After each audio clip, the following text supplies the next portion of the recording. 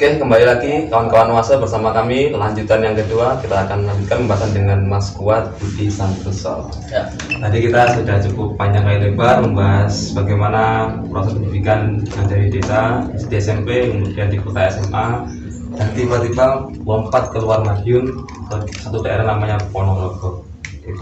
Itu pendidikan yang tadi dengan ceritakan itu pendidikan yang seperti apa? Formal atau non formal? Yang di pondok. Oh iya. Ya itu lebih ke non formal ya. Jadi kita tidak berharap ijazah di situ. Kita memang semangatnya adalah semangat bagaimana kita bisa memahami apa yang kita cari, yaitu ilmu yang pertama.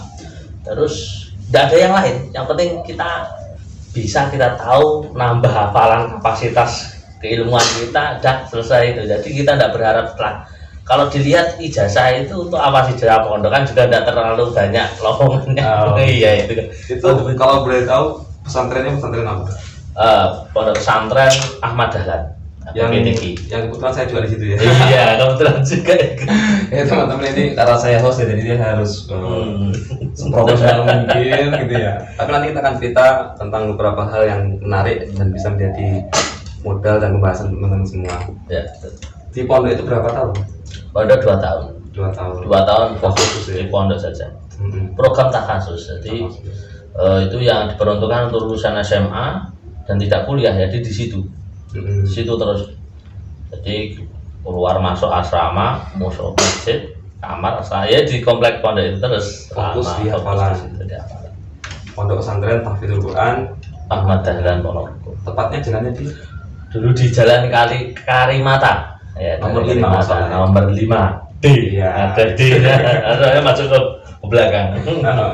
Jadi buat teman-teman ya yang juga tertarik untuk pasca SMA mungkin untuk memperdalam ilmu agama, untuk belajar tentang Al-Quran, bisa menjadi sebuah tempat rekomendasi, yaitu Pondok Pesantren Tahfidzul Quran yang ada Jalan Karimata 5D Mangkujayan Ponorogo. Karena ada beberapa konsep pendidikan yang luar biasa, termasuk masak bersama, belanja bersama, mau mandi sendiri. Ya, karena kamar mandinya banyak. Betul. Terus olahraga juga ada. Bela diri. Ada kemudian main bola. Juga ada. Jadi tetap keseimbangan antara jasmani, rohania dan jasmani. Betul. Setelah 2 tahun kemudian melanjutkan setelah 2 tahun lulus di pondok, pengabdian 1 tahun sambil kuliah. Kebetulan saya ditaruh disuruh pengabdian di Madiun, jadi kembali lagi ke Madiun. Pengabdiannya di Madiun, di yayasan dulu ketika saya SMA. Berarti diberangkatkan dari Madiun. Diberangkat dari Madiun, kembali lagi ke Madiun. Dia itu programnya cuma 1 tahun untuk pengabdian sambil kuliah. Nggak apa-apa. Kuliahnya di Sekolah Tinggi Agama Islam Madiun. Sekolah Tinggi Agama Islam Madiun. Betul. Tepatnya di Jalan Soekarno Hatta nomor 70B. Wah, apa betul? Ya, Pak. Kuliah. Depan Polres Kabupaten Polres Demangan. Jadi teman-teman yang ada di lokasi daerah Demangan nanti bisa cek juga. Kalau berminat nanti bisa daftar lah ya. Betul. Ini masih dibuka untuk pendaftaran. Masih dibuka pendaftaran untuk penerimaan mahasiswa baru. Betul sekali. Nah, gitu. Nanti karakter outputnya seperti Mas Budi ini, rendah hati, jujur dan sebagainya itu ya. Kalau Mas Budi kemudian ketika menempuh perguruan tinggi, ini ada nggak sesuatu hal yang kemudian membuat Mas Budi itu, oh ini kamu sudah cukup lama belajar, melakukan kuliah juga gitu. Gitu. Ada sih perasaan semacam itu ketika kita semester awal kan, mata kuliahnya kan juga tidak jauh-jauh amat dari yang kita pelajari dulu di asrama di pondok itu. Cuma tetap kita lawan perasaan semacam itu karena kita pasti menemukan suatu ilmu yang berbeda, ilmu yang menambah wawasan kita di tempat yang berbeda di perkuliahan. Tentunya semacam itu. Kalau boleh tahu ambil jurusan apa Mas? Jurusan Pendidikan Agama Islam. PAI. Ya. Calon guru agama. Berarti sudah cukup komplit ya. Ya doanya seperti itu calon guru agama. Ya, harapan semacam itu. Sekolahnya di swasta, SMA yang notabene adalah organisasi Islam. Kemudian keluar juga masih di Mondok. Lanjut ke sekolah tinggi agama dan sebagainya. Oke. Nah dengar-dengar Mas Budi ini cukup aktif waktu jadi mahasiswa ya. Ya, bisa dibilang aktif juga, tapi ya kadang ya gimana ya, kita juga disibukkan dengan kegiatan-kegiatan di kuliah juga gitu. Ya bisa dikatakan aktif juga sih. Aktif di satu ataupun berapa? Untuk di kegiatan mahasiswa di internal itu saya ikut beberapa UKM itu, di Mapala. Mapala itu mahasiswa Pecinta alam itu. pecinta alam. Terus juga di pers, di persma mahasiswa. Pers mahasiswa. Pers mahasiswa. Itu untuk yang di internal. Yang di eksternal juga gabung di IMM ya, Ikatan Mahasiswa Muhammadiyah. Oh, berarti waktu SMA ada IPM, Ya, kuliah waktu di kuliah ada tetap IMM ya. Kelanjutan daripada daripada iya, IPM. iya. Artinya tidak pernah capek untuk belajar Tentang berorganisasi, betul. gitu ya. Ya, Dan sampai saat ini kemudian merasa ada manfaatnya nggak itu? sangat luar biasa sekali manfaatnya. Tentunya dalam berorganisasi itu ada semangat untuk silaturahim. Jadi luar biasa silaturahim itu atau saling berjejaring itu kita bisa kenal berbagai macam orang ya, dari berbagai daerah juga. Jadi kan kalau mahasiswa lebih luas skupnya. Kita bisa belajar ilmu baru di situ. Gitu. Dan administrasi organisasian yang itu sangat bermanfaat untuk bekal ke depan. Gitu. Berarti waktu di UKM Mapala, UKM Pers Mahasiswa itu hampir tidak seperti waktu awal-awal kenal organisasi ya? Ya betul, karena lingkupnya kita sudah di mahasiswa, orang-orangnya itu kan tingkat mahasiswa ya, jadi udah berpikir kritis juga, terus aktif, terus kita dibina juga dengan senior-senior yang ahli di bidang. Kalau di Mapala kita bisa menemukan teman-teman yang ahli dalam animal rescue atau penanganan pada binatang-binatang itu. Ada ular, bagaimana kita selamat dari ular itu, atau kita pegang ular itu. Kalau malah dipegang. Soalnya kebanyakan orang kalau nemu ular malah dibunuh Ya kan, semacam itu. Jadi kita belajar di situ. Ada animal rescue, terus ada gunung hutan. Gitu. Kalau rescue itu banyak, ada water rescue, vertical rescue, seperti panjat-panjat itu banyak. Gunung hutan, terus konservasi, bagaimana alam ini bisa lestari kan, intinya seperti itu. Berarti ada semacam pembekalan tentang berdampingan dengan alam. Betul sekali Mas. Yang mana sekarang sudah mulai banyak orang ya. Sekarang lebih memilih untuk eksploitasi daripada melestarikan, konservasi tadi. Betul. Ini untuk teman-teman yang lagi dengerin ataupun lagi nonton Masa Project Mas Budi, ada nggak pesan tentang kealaman gitu ya? Kealaman dari yang mengalami sendiri. Banyak sih kata-kata yang bijaksana terkait kealaman itu. Cuma yang menarik bagi saya adalah jagalah alam. Karena alam itu sebenarnya tidak membutuhkan kita, tapi kita lah yang butuh alam. Iya. Kemudian satu Mapala, satu Pers Mahasiswa. Pers juga. Kalau Pers kan nggak mungkin ya. Wawancara di di alam. Lebih banyak di kota. Di kota, betul. Kalau dari pengalaman sama di lembaga Pers itu yang didapat apa? Dulu waktu diklat itu yang paling berkesan ya, ketika ada latihan jurnalistik tingkat dasar. Itu kita disuruh wawancara di tempat lokalisasi. Dulu sebelum Gude, ada istilah Gude di Madiun, itu tempat lokalisasi daerah tempat favoritnya para laki-laki. Ya. Itu sebelum dibubarkan, sebelum ditutup, itu kita disuruh observasi untuk wawancara di situ. Wawancara langsung masuk di situ. Wawancara ya mereka yang kerja seks komersial seperti itu. Jadi di sana nggak boleh untuk mengaktifkan HP untuk video dan lainnya. Hanya Itu bisa nggak bertentangan dengan apa yang sudah diajarkan di pondok pesantren ya. kalau Pondok jarang ya. jarang ya. Kalau Ya. bisa lah, latar zina gitu Nah, ya. Jangan dekati zina. zina. Kalau perlu jangan dekati PSK. Waktu disuruh malah ketika kuliah malah merapat ke PSK gitu. Gimana itu? Ya, merapatnya ini dalam arti bukan merapat untuk itu, tapi merapat Untuk itu tuh tanda kutip untuk tanda kutip Berbuat tidak berbuat baik. tidak baik ya. Ah. Tapi kita merapat untuk bagaimana kita mendengarkan. Kan selama ini kan kita mendengar kata PSK itu kan suatu hal yang abu, yang negatif dan lain sebagainya. Memang itu negatif. Gelap hitam. Gelap hitam. Apakah itu kan tidak dari langsung dari orangnya, Oh. ya dari orang-orang. Maka kita pengen mendengar langsung bagaimana sih kondisi mereka, kenapa, latar belakangnya apa dan lain-lain. Itu kita ngobrol di situ, kita wajar di situ. Tapi kemudian apa yang dipelajari di pondok nyambung ya dengan Nyambung juga. dari sisi mana ya Mas nyambung ini? Dari sisi sebenarnya masalah ekonomi sih, kalau rata-rata itu, kalau kita tanya itu rata-rata masalah ekonomi. Kalau apa nyambungnya dari pendidikan di agama, nyambungnya adalah bagaimana kita ini harus bersabar ketika ada ujian.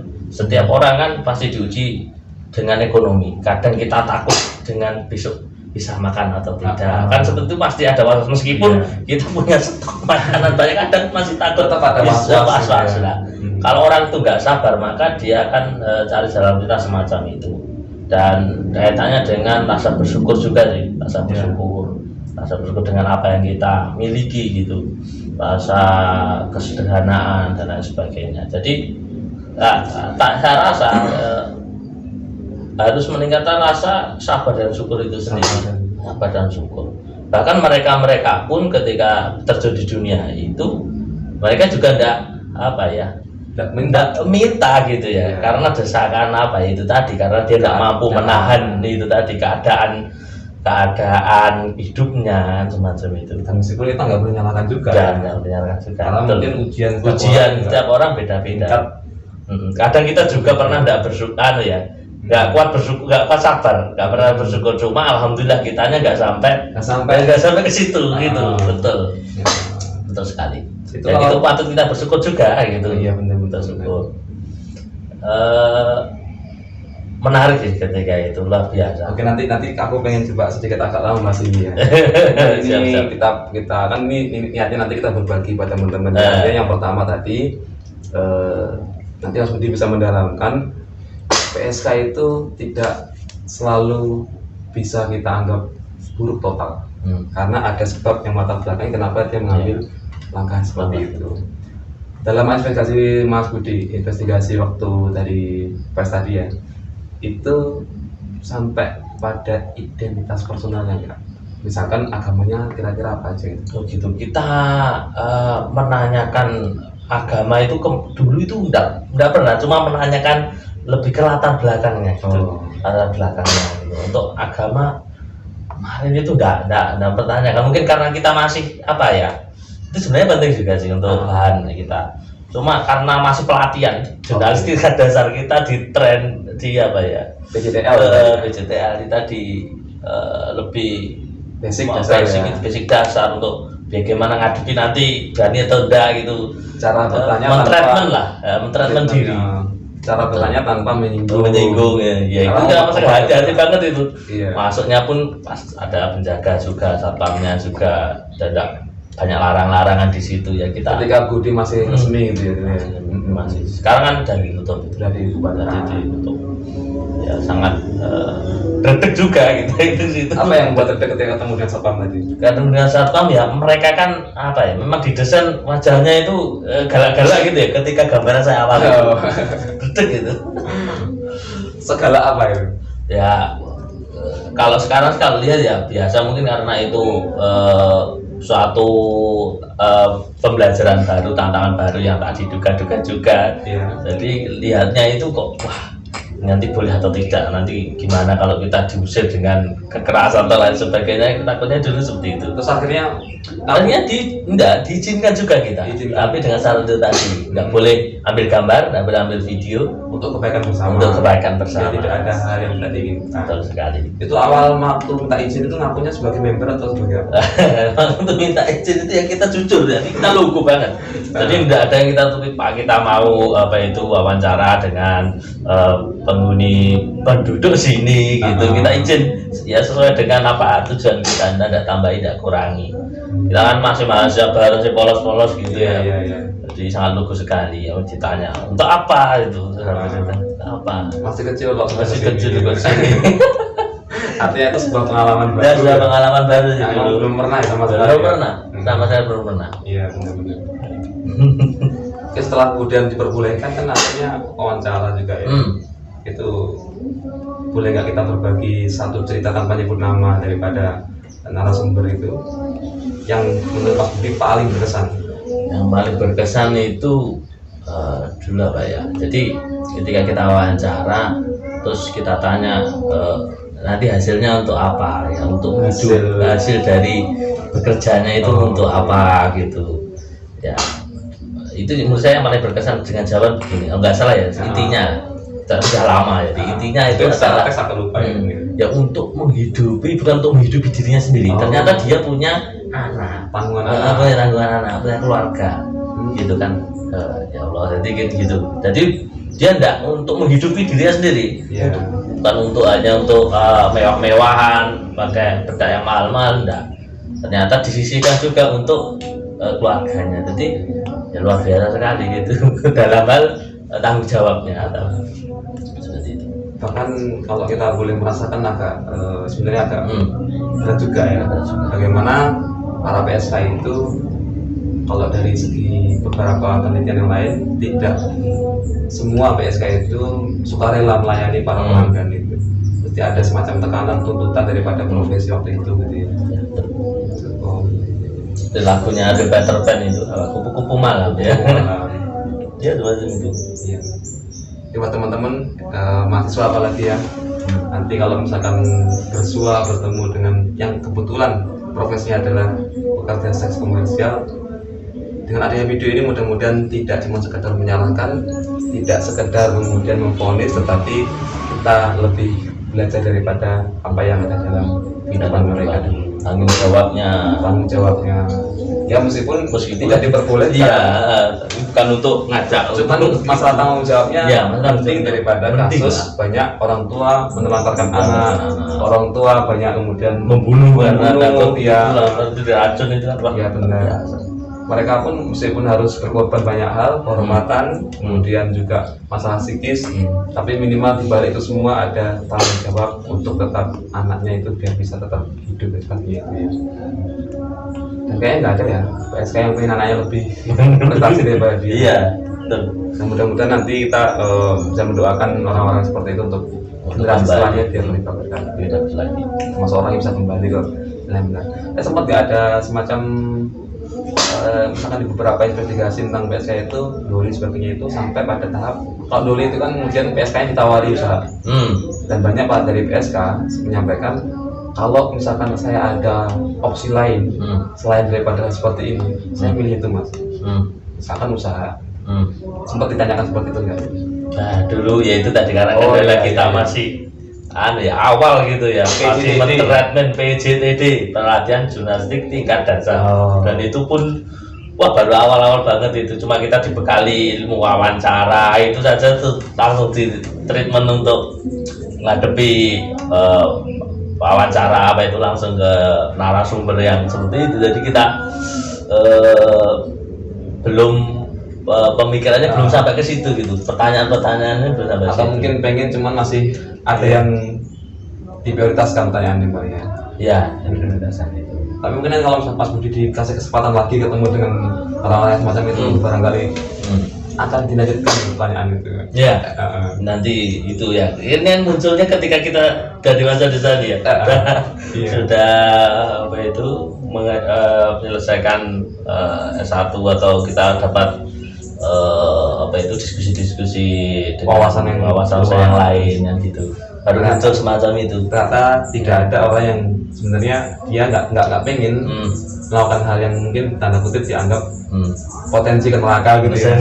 Tapi karena kondisi dan sebagainya barangkali tingkat kesabaran orang berbeda. Kesabaran orang berbeda dan kebetulan tidak sabar terus akhirnya ke situ gitu ya. Daripada memfonis kita mendoakan supaya mereka segera kembali ke pekerjaan yang lebih baik kan. Dan apalagi kalau pemerintah mungkin itu nanti bisa turun tangan kan lebih lumayan gitu ya. Oke. Setelah dari kelas tadi kan itu kemudian sampai lulus ya, sampai lulus selesai ya.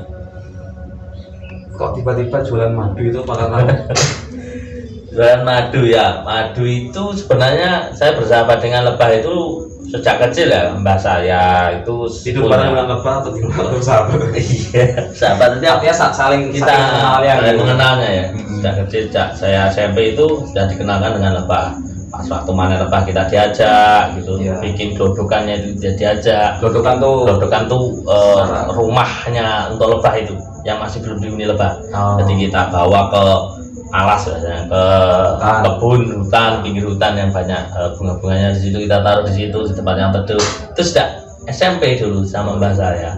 Ya mungkin karena dulu masih kecil cuma ngikut gitu aja ya.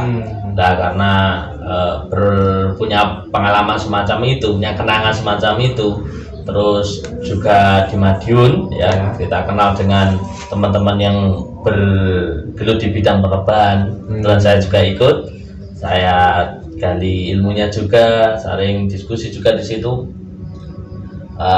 Itu dari kenangan-kenangan itu kita munculkan kembali ya untuk lebih di-upgrade gitu, di-upgrade. Itu teman-teman yang baru atau teman-teman baru juga ada, yang lama juga ada. Bisa kenal di mana? Bisa kenal ketika di MM juga sih. Kita di MM ketika ketemu teman jual madu, kita tanya-tanya ini dari mana. Bukan dari itu ya, karena kan waktu kuliah sulit uang mungkin. Terus ada teman ada usaha mungkin nyoba-nyoba gitu. Enggak juga sih, kita dulu memang murni belajar, dan ya ada juga sih unsur berdagangnya juga. Awal-awalnya seperti itu. Terus kita mendalami lagi karakteristik lebah itu sendiri kok bisa menghasilkan madu seperti yang tertuang dalam Al-Quran kan, seperti itu. Berarti awal-awalnya justru dari organisasi itu ya? Dari organisasi kita kenal teman, dia punya usaha kok menarik, ini seperti saya juga waktu SMP gitu, di rumah mbah. Oke, jadi teman-teman pendengar Oasis Setia, ternyata organisasi juga bermanfaat buat kedepannya berkait dengan dunia usaha. Kita tidak melulu masalah di organisasi, masalah politik, masalah enggak.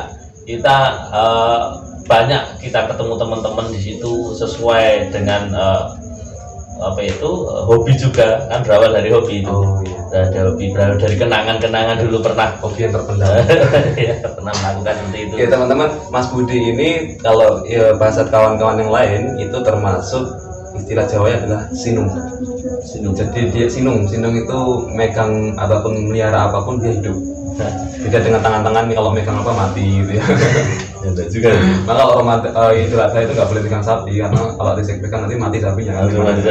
Mas Budi ini punya menurut teman-teman, meskipun Mas Budi lebih relatif merendah ya, dia itu kalau sudah melihara sesuatu itu mesti hewannya itu langsung semangat kan, kemudian berkembang biak, termasuk madu lebah ini. Oke Mas Budi, untuk madu lebah itu dimulai tahun berapa berarti? Untuk lebah itu saya dulu belum punya sih sebenarnya, cuma belajar sama teman-teman yang punya lebah. Jadi ikut bantu panen, bantu ngejagi koloni lebah. Itu kan akhirnya kita tahu memperlakukan lebah bagaimana. Tepatnya tahun 2016 sampai sekarang 2021 masih bergelut ya dengan lebah gitu ya. Alhamdulillah. Berarti sering dong disengat lebah? Wah, nggak cuma sering banget. Sering banget. Jadi antibodinya sudah kayak Sinovac. Ya harus, kalau bergelut di lebah ya harus sering disengat gitu ya. Itu resiko ya dengan lebah. Oke, kemudian dari tadi, kemudian Mas Budi dari teman-teman kemudian berusaha untuk coba bangun usaha sendiri atau gimana? Dari teman-teman itu ada komunitas atau kumpulan teman-teman itu untuk mengembangkan lebah itu juga pernah ada gitu ya, untuk kita ternak sendiri, kita pelihara, kita apa istilahnya itu untuk ngeceki itu koloni yang nanti mapan atau yang belum mapan itu nanti kita sortir kadang itu ada. Yang belum mapan nanti dikasihkan yang sudah mapan, ada ratunya seperti itu. Dan apa sih yang kemudian menurut Mas Budi itu paling menarik ketika selama ini berjuang dengan lebah itu? Ya, yang paling menarik dari lebah itu adalah dia ini unik sekali. Kalau kita berpikir dengan hewan yang satu ini banyak makna filosofisnya gitu. Ya. Kalau dikaitkan dengan pendidikan, kira-kira? Dikaitkan dengan pendidikan, lebah itu mendidik kita untuk manusia ya, mendidik manusia untuk dia ini bermanfaat. Jadi dan ketika dia hinggap di suatu tempat dia tidak merusak gitu. Tidak merusak. Bahkan di ranting yang rapuh pun ketika dihinggap lebah itu tidak poklek gitu. Saking hebatnya lebah seperti itu, dia tidak pernah merusak gitu. Bunga yang kemudian punya sari dia jadi madu buat manusia itu. Pendidik intinya dengan dia ada kemanfaatan dari pendidikan itu harus memberi manfaat untuk sesama, untuk orang lain. Gitu. Artinya dimanapun kita berada, jangan merusak. Betul sekali. Dan apa yang kita dapatkan kita hasilkan untuk jadi yang lebih bermanfaat. Betul. Gimana tadi mungkin itu yang memotivasi Pak Wali Kota Madiun buat program lebah ini ya? Ya beberapa waktu lalu hari apa ya lupa, Mas minggu ini Pak Wali Kota Madiun Pak Maidi itu mengajak masyarakat untuk untuk memelihara lebah karena sebelumnya ada program Madiun itu kan buat program 1000 bunga, kota 1000 bunga. Iya. Jadi setiap jalan-jalan itu kan ditanami bunga-bunga. Betul. Ya, turunannya dari situ nanti sangat potensi untuk lebah. Jadi karena ya ada bunga, ada tanaman, nanti pasti ada lebah. Gitu. Dan itu terbukti Mas. Jadi di sekolah-sekolah, di kantor-kantor yang ada sound kota itu ya, itu ditempati lebah. Ya, lebah liar. Ditempati lebah. Dan bisa dipanen juga itu. Dan bisa dipanen. Itu jenisnya lebah apis cerana, atau tawon lokal. Itu yang sering gap situ. Tawon das juga ada. Tawon kepala. Tawon das bisa, tawon vespa. Tapi tawon das itu nggak mengeluarkan madu, dia larva saja. Kalau itu yang nangani BPBD. Kita tidak mampu karena itu sangat bahaya ya, sangat bahaya. Tingkat venom atau racun lebah kalau ngentuk gitu ya. Ketika nyengat itu kalau nggak kuat dengan fenomnya itu bisa pingsan. Kalau disengat lebih dari 1 atau lebih itu ya, itu bisa salam juga ada seperti itu, nggak kuat. Bahaya kalau lebah vespa. Berarti kalau yang di Madiun ini yang dipelihara tawon das ya? Bukan tawon das. Tawon apa itu? Tawon untuk lebah madu yang menghasilkan madu jenis apis cerana atau lebah lokal. Ya, lebah kan banyak, ada yang jenis apis mellifera, yang impor itu dari Australia itu memang produktif sih. Cuma bukan endemik kita, bukan lokal. Ya. Terus lebah jenis trigona atau kelanceng, itu juga banyak di Kota Madiun yang hinggap di biasanya di bambu-bambu yang itu loh, kan ada bambu yang masih utuh itu biasa habis bangun itu kan digeledah, kadang dimasuki itu habis bangun pembangunan itu kan biasanya menggunakan bambu-bambu, ketika sudah selesai digeletaknya itu ditata di pojok itu biasanya dihinggapi itu seperti itu. Banyak jenis lebah yang di Madiun itu meskipun di kota ya, karena dengan program 1000 bunga itu tadi ditanam-tanami bunga setiap ruas-ruas kota, lebahnya itu berdatangan dan berkembang biak, berpecah koloni sehingga tak amat banyak di SD tempat saya kerja itu juga ada, di Mat 1 Kota Madiun ada, di banyak SD itu kita dimintai untuk mengevakuasi, dalam arti memindah kota, memindah lebah dari kota son itu yang biasanya digawekan di son di atas itu ditempatkan di kota budidaya yang khusus untuk lebah, yang layak untuk lebah gitu.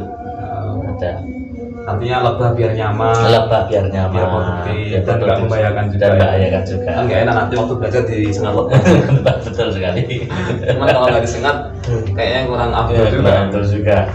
Lebahnya itu pintar kan, setiap pagi, setiap hari ke sekolah, jadi kan lebah sekolahan gitu. Iya. Jenisnya piserana. Jadi kalau lebah itu setelah dipanen itu hasil secara ekonomisnya kira-kira seperti apa? Wah, luar biasa sekali, apalagi di musim pandemi ini ya. Jadi permintaan lebah di pasar itu, teman-teman saya gabung sama teman-teman komunitas itu, permintaan lebah untuk madu, maksudnya madunya ya. Nggak ada orang beli lebahnya untuk pandemi ini. Madunya ya. Madunya ya, saya maksud madunya itu sangat melimpah, sangat banyak gitu, sangat banyak, sangat potensial sekali kalau saya rasa. Apalagi sudah tersedia banyak bunga kan gitu, tinggal beli lebah ya. Ini ada istilah beli lebah atau cari lebah. Jadi lebah ini supaya kan kalau pecah koloninya kan masih nunggu, secara alami kan perkembangbiakannya lama ya. Kalau kita mengadakan langsung itu kan lebih cepat menghasilkan madunya. Jadi bisa dengan beli, bisa dengan kita jebak di bikin kotak jebakan di hutan. Kalau sudah ditempati baru kita pindah ke kota, gitu bisa. Berbicara masalah tadi ada beli madu buat kesehatan, khasiat dan harganya berapa? Khasiat dan madu itu selama ini di Indonesia belum ada patokan untuk harga paten madu itu sendiri per kilo berapa gitu. Kalau Mas Budi kalau di saya teman-teman yang barangkali nanti minat untuk menambah kesehatan, uang nggak seberapa ya. Oke Mas Budi, ini kan kita tadi udah cukup panjang lebar membahas banyak hal termasuk madu, ada yang tentang pes, mamalah, sebagainya itu. Kalau kemudian nanti ada yang menyambung satu lain ke tempat bisa ya? Sangat bisa. Alamatnya Welcome. Untuk sementara ini saya berdomisili di Desa Wayut, Dukuh Melian, RT 31. Kabupaten Madiun, jadi dekat sama kota.